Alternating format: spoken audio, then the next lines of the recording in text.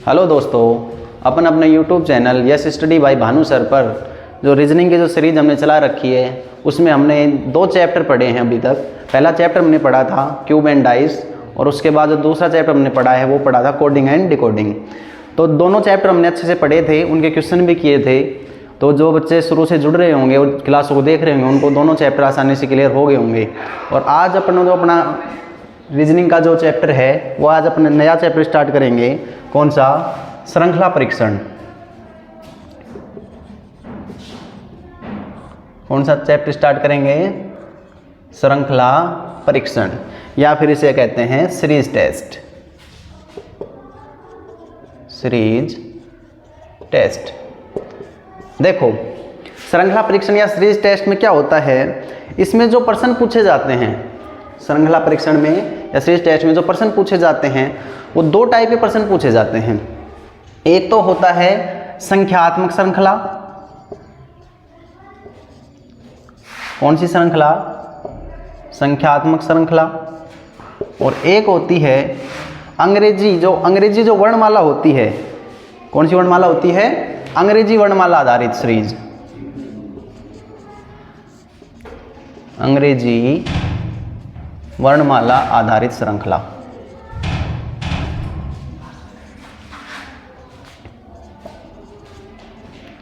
Series test में कितने प्रकार की सीरीज होती हैं? एक तो होती है संख्यात्मक श्रृंखला और एक होती है अंग्रेजी वर्णमाला आधारित श्रृंखला। संख्यात्मक श्रृंखला में तो अपने जो गणित की जो सीरीज, जो गणित के जो नंबर होते हैं जिन्हें हम गिनती बोल दें या काउंटिंग बोल दें, उनसे रिलेटेड श्रृंखलाएं पूछी जाएंगी। और जो अंग्रेजी वर्णमाला आधारित श्रृंखला होगी उनमें जो अंग्रेजी के जो डिजिट होते हैं उनसे रिलेटेड श्रृंखलाएं पूछी जाती हैं। तो हम एक एक टाइप का जो लेकर चलेंगे उनमें आज हम स्टार्ट करेंगे संख्यात्मक श्रृंखलाएं। कौन सी श्रृंखलाएं? संख्यात्मक श्रृंखलाएं किस प्रकार से पूछी जाती हैं। तो अपना जो आज का जो हम पढ़ेंगे वो रहेगा संख्यात्मक श्रृंखलाएं किस प्रकार से पूछी जाती हैं। देखो, संख्यात्मक श्रृंखलाएं पढ़ने के लिए हमें कुछ गणित के कुछ जो संख्याएं होती हैं उनका ज्ञान होना जरूरी है। उनके बारे में थोड़ी जानकारी हमें होनी चाहिए कि संख्याएं क्या होती हैं और कितने प्रकार की होती हैं। देखो, संख्याओं की यदि हम बात करें तो हम जानते हैं 0, 1, 2, 3, 4, 5 इस प्रकार से जो संख्याएं होती हैं अनंत संख्याएं होती है। लेकिन हम इन संख्याओं के कुछ टाइप देखें तो हम जैसे छोटी क्लासों में पढ़ते थे सम संख्याएं, इसके बाद हम बात करें विषम संख्याएं,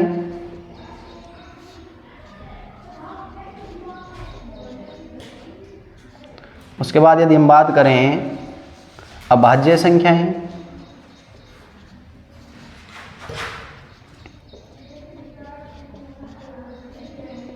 और मान लो एक टाइप और हम यदि देखें संख्याओं का तो कौन सा होती हैं? भाज्य संख्याएं। देखो, ये टॉपिक रीजनिंग का जरूर है लेकिन इसमें कहीं ना कहीं जो कॉन्सेप्ट होंगे वो पूरे मैथ वाले काम आएंगे। तो जो मैथ के थोड़ी सी जो संख्याओं के जो कॉन्सेप्ट हैं वो हमें क्लियर करने पड़ेंगे पहले। उससे क्या होगा, ये जो रीजनिंग का ये जो टॉपिक होता है इसको हम आसानी से समझ पाएंगे। तो देखो, सम संख्याएं क्या होती हैं? सबको पता होता है वे संख्याएं जो 2 से डिवाइड हो जाएं, यानी कि जिनमें जो इकाई का डिजिट होता है। कौन सा अंक? इकाई का अंक। वो क्या होता है? 0, 2, 4, 6 या 8 होता है। इकाई का जो अंक होता है वो क्या होता है? 0, 2, 4, 6 या फिर 8 होता है। जैसे हम लिखना चाहें तो सबसे पहले 0 ही आ जाएगी, 2 आ जाएगी, 4, 6, 8, 10, 12, 14, 16 इस प्रकार से जो भी संख्याएं आती जाएंगी वो कौन सी संख्याएं कहलाएंगी? सम संख्याएं कहलाते हैं। देखो, सारी संख्याएं 2 से डिवाइड होती हैं। किससे डिवाइड होती हैं? 2 से डिवाइड होती हैं। तो ऐसी संख्याएं कौन सी संख्याएं होती हैं? सम संख्याएं होती हैं। इसके बाद यदि हम बात करें विषम संख्याओं की, तो जो विषम संख्याएं होंगी इनमें जो इकाई का अंक मिलेगा, जो इकाई का जो अंक होगा वो क्या होगा? 0, 2, 4, 6, 8 तो सम में होता है।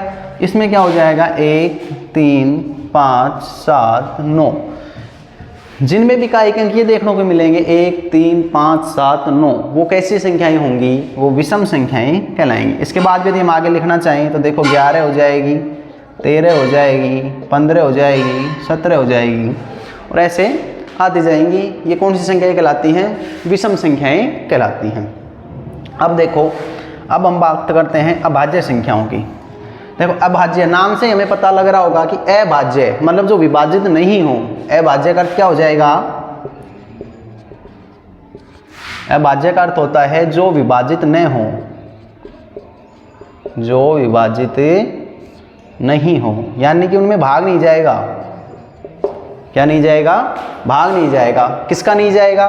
देखो कोई भी संख्या होती है, हम कोई भी संख्या लें, जैसे 5 ले लें एक बार समझने के लिए, हम देख पा रहे होंगे कि 1 का भाग तो सब में जाता है, चाहे कोई भी संख्या हो 1 का भाग तो सब में जाएगा ही, और एक जो संख्या होगी उस संख्या में उसका भाग तो जाएगा ही, जैसे 5 का भाग 5 में तो जाएगा ही।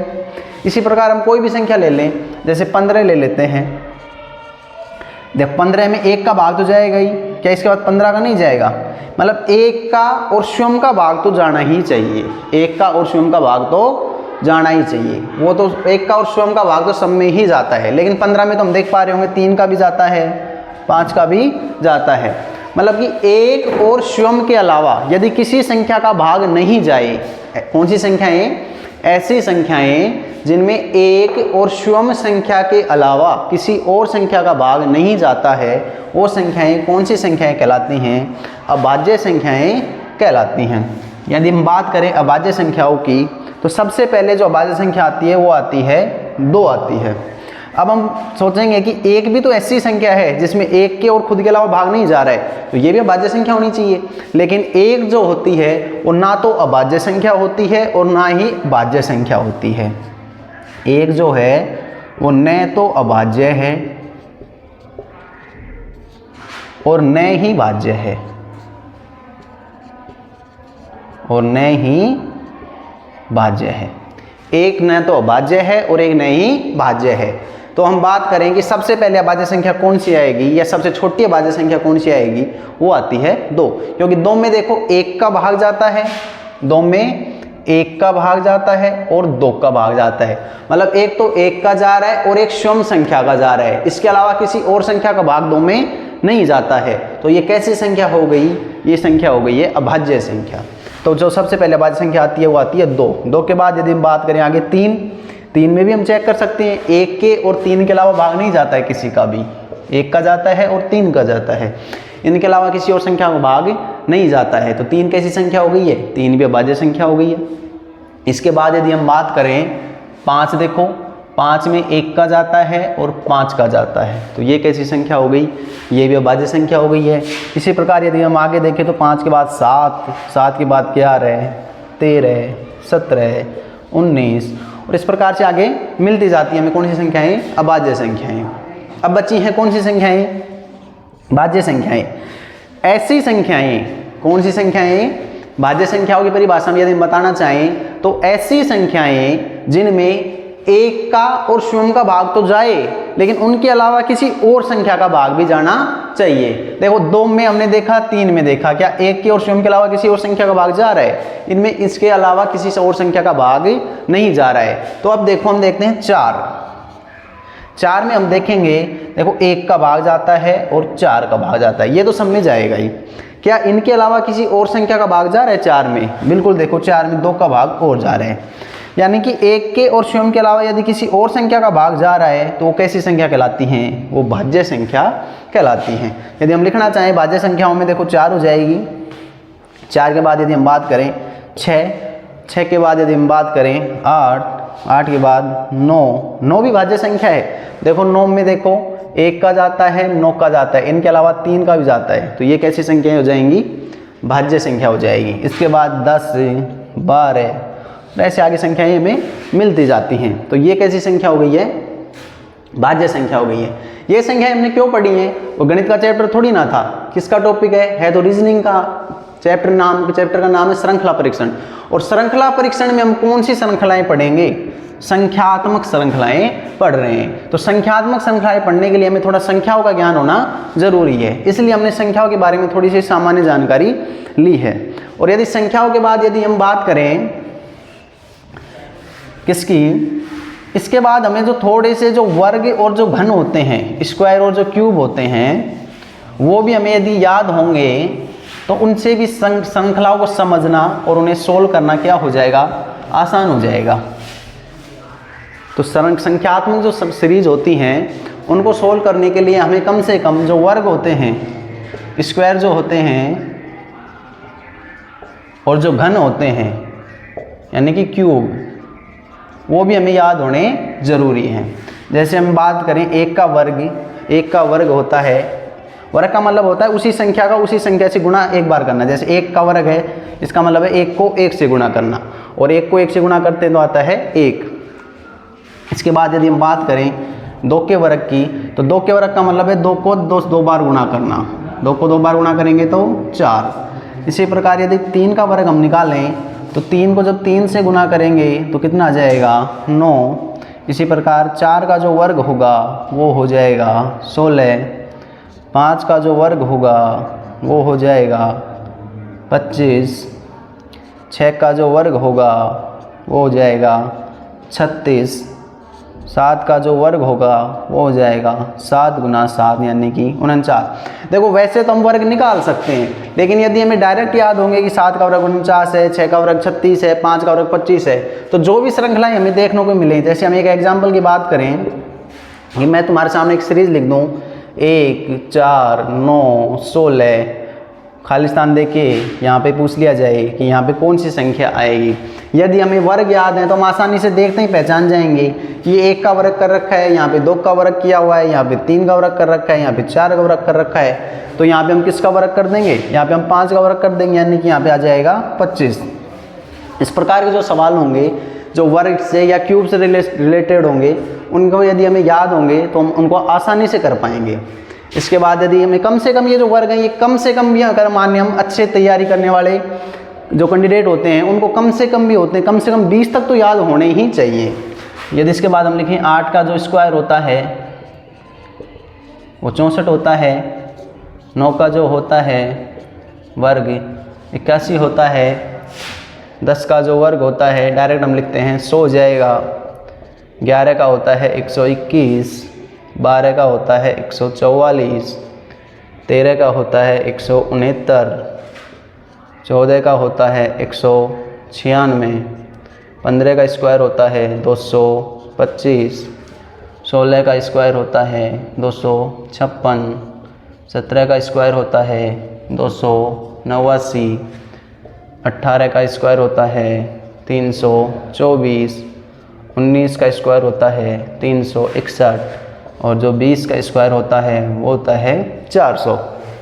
देखो 1 का वर्ग 1 होता है, 2 का वर्ग 4 होता है, 3 का वर्ग 9 होता है। इसी प्रकार बोल लेंगे साथ साथ तो याद होते जाएंगे। 1 का वर्ग 1, 2 का वर्ग 4, 3 का वर्ग 9, 4 का वर्ग 16, 5 का वर्ग 25, 6 का वर्ग 36, 7 का वर्ग 49, 8 का वर्ग 64, 9 का वर्ग 81, 10 का वर्ग 100, 11 का वर्ग 121, 12 का वर्ग 144, 13 का वर्ग 169, 14 का वर्ग 196, 15 का वर्ग 225, 16 का वर्ग 256, 17 का वर्ग 289, 18 का वर्ग 324, 19 का वर्ग 361, 20 का वर्ग 400।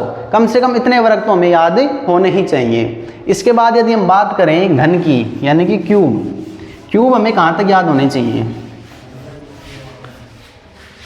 बात करें क्यूब की यानी कि घन की कि 1 का क्यूब होता है। देखो क्यूब का मतलब होता है उस संख्या का तो उसी से 3 बार गुना करना। जैसे 1 का 3 बार गुना करना।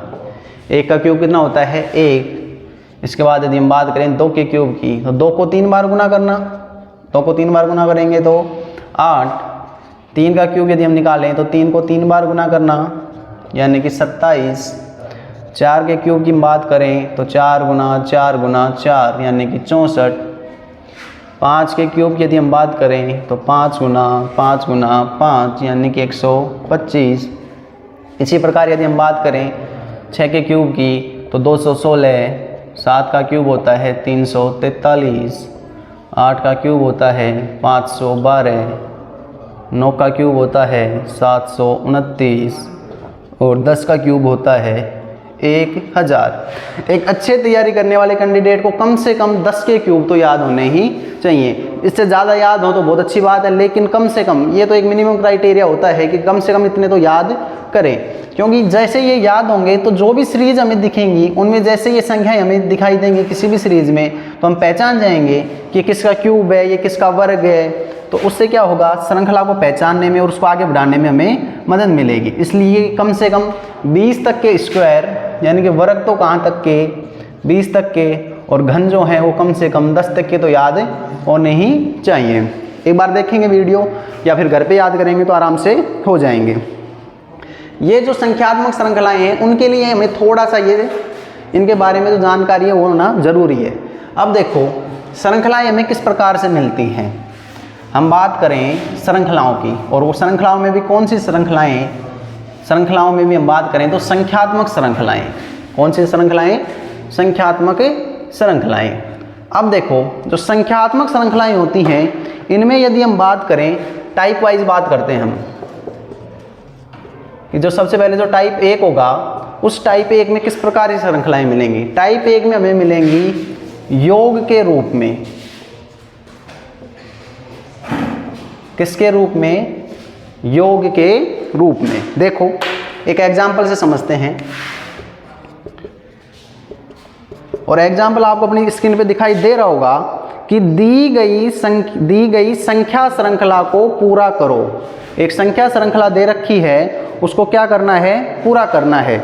और संख्या श्रृंखला अपने को दे रखी है 16, 20, 26, 26 के बाद है 34, 34 के बाद है 44, और इसके बाद हमसे पूछा गया है कि यहाँ पे क्या आएगा। ये जो श्रृंखला है, ये जो संख्यात्मक जो श्रृंखला है, ये किसके रूप में है? ये योग के रूप में। देखो किस प्रकार से योग के रूप में।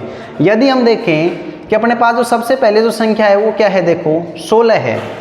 इसके बाद जो दूसरी संख्या है वो क्या है? 20 है। अब हम यदि ध्यान से देखें 16 के बाद कितना आ रहा है? 16 के बाद आ रहा है 20, यानी कि 16 में हमने कितने जोड़े हैं? 4 जोड़े हैं। कितने जोड़े हैं? 4 जोड़े हैं। 16 में 4 जोड़ते हैं तो कितना आता है? 20 आता है। यदि हम इसके बाद संख्या की बात करेंगे तो 20 के बाद जो संख्या वो क्या है? 26 है। अब यदि हम ध्यान से देखें कि 20 से 26 हो रहा है, यानी कि इसमें हमने कितने जोड़े हैं? 6 जोड़े हैं। और इसके बाद जो 26 है, 26 के बाद जो संख्या है वो है 34। अब यदि हम देखेंगे कि 26 में कितने जुड़ रहे हैं? 26 में जुड़ रहे हैं 8, यानी कि जो पहली संख्या थी उसमें हमने जोड़ा है 4, फिर जो संख्या आई उसमें हमने जोड़ा है 6, फिर जो संख्या आई उसमें हमने जोड़ा है 8। अब जो फिर जो संख्या आ रही है देखो 34 के बाद आ रही है 44, यानी कि हम देख पा रहे होंगे कि 34 में कितना जोड़ा गया है? 10 जोड़ा गया है। तो इसी प्रकार से यदि हम इस श्रृंखला को आगे बढ़ाएंगे तो देखो किस प्रकार से बढ़ेगी। पहले जोड़े हैं 4, फिर जोड़े हैं 6, फिर जोड़े हैं 8, फिर जोड़े हैं 10। अब कितने जोड़ने पड़ेंगे? देखो 4, 6, 8, 10, 12। कितने जोड़ने पड़ेंगे? 12। और जैसे ही हम 44 में 12 जोड़ेंगे तो कितना हो जाएगा? 56 हो जाएगा। कितना हो जाएगा? 56 हो जाएगा। यानी कि जो अपने को जो श्रृंखला दे रखी थी उसको हमें पहले पहचानना पड़ा है कि जो श्रृंखला है वो किसके रूप में है? योग के रूप में है। और योग के रूप में भी कैसे है? पहली संख्या प्राप्त करने के लिए 4 जोड़ना पड़ा है, फिर उसमें 2 बढ़ा के यानी कि 6 जोड़ने पड़े हैं, फिर जो है 6 में 2 बढ़ा के 8 जोड़ने पड़े हैं, फिर 8 में 2 बढ़ा के 10 जोड़ने पड़े हैं। तो अब 10 में 2 बढ़ा के जोड़ेंगे तो 12 जोड़ने पड़ेंगे। और जैसे 44 में 12 जोड़ेंगे तो अपना जो आंसर है या यहाँ पे जो संख्या है वो क्या आ जाएगी? वो आ जाएगी 56। देखो अपने को ऑप्शन दिख रहा होगा, कौन सा ऑप्शन? Option C. तो देखो ये जो चैप्टर हमने स्टार्ट किया श्रृंखला परीक्षण, इसमें हमने आज पढ़ा है संख्यात्मक श्रृंखलाएं। और संख्यात्मक श्रृंखलाएं पढ़ने के लिए हमने थोड़ी सी सामान्य जानकारी ली थी कि कुछ संख्याएं होती हैं, सम संख्याएं होती हैं, विषम संख्याएं होती हैं, भाज्य संख्याएं होती हैं, अभाज्य संख्याएं होती हैं। उसके बाद हमने वर्ग और घन याद करने की कोशिश की है। तो याद रखना कम से कम 20 तक के वर्ग याद होने चाहिए और 10 तक के घन याद होने चाहिए संख्यात्मक श्रृंखलाओं के जो सवाल होते हैं उनको सोल्व करने में। उसके बाद हमने संख्यात्मक श्रृंखलाओं में टाइप 1 पढ़ा है, जो किसके रूप में पढ़ा है? योग के रूप में। इसका हमने एक एग्जाम्पल देखा है, और जो एग्जाम्पल है इसके बाद जो आगे की जो क्लासें होंगी उसमें हम योग के रूप में और भी एग्जाम्पल लेंगे। तो चैनल से जुड़े रहें और लाइक करें, चैनल को सब्सक्राइब करें। Thank you.